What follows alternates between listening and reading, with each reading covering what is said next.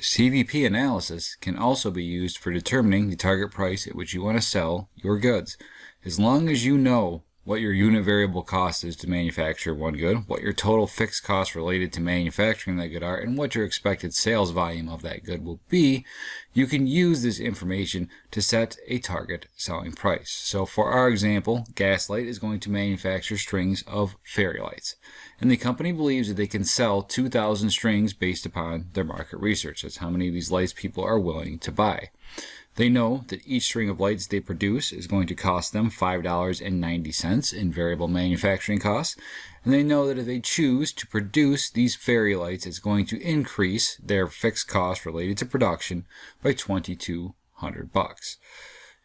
Gaslight has decided the number they need to hit in order to justify producing these fairy lights is $8,000 in operating income. So our question is, how much must they sell each string for in order to get to that $8,000 in operating income? To do this, we basically reverse engineer a multi-step income statement. We're going to start with our target operating income, which we are looking for a volume of 8,000. We need to figure out what amount of total contribution margin we have to come up with. Well, to figure that out, we just add the operating income we want to have left over to the fixed costs we expect to have to pay to manufacture these fairy lights, which are $2,200. So if we want to have enough margin to pay our $2,200 in additional fixed costs and have $8,000 of income left over, our margin has to be $10,200. But that's in total. That's all sales. That's our entire margin from production of this line. We're trying to figure out how much we need to sell each string for. So we got to break this down to the unit level. So let's divide by how many strings of fairy lights we think we can sell, which is 2,000.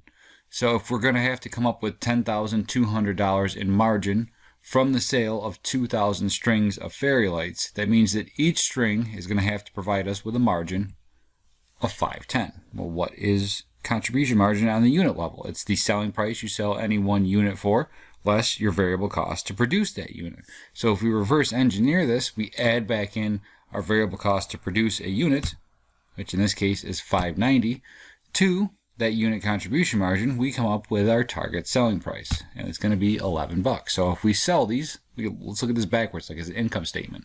If we sell these for $11 a piece, and it costs $5.90 to produce each unit, that means that each unit, after we account for the variable cost of production, is going to give us a margin of $5.10, which can be contributed towards covering our fixed costs. Well, if we sell 2,000 units and each one is giving us $5.10 of margin, that results in an overall margin of $10,200. And from that overall margin of $10,200, if we pay our $2,200 increase in fixed costs, the leftover amount that we have, which is our operating income, is $8,000. And if you want to do this in a formula that's simple and in calculator syntax, it looks a little something like this. Open a double parenthesis, target operating income plus fixed cost, close your first parenthesis, divided by expected sales, close your second parenthesis, and add to it your unit variable cost. And that's how you would set up your formula in Excel if you wanted to do this in an Excel template.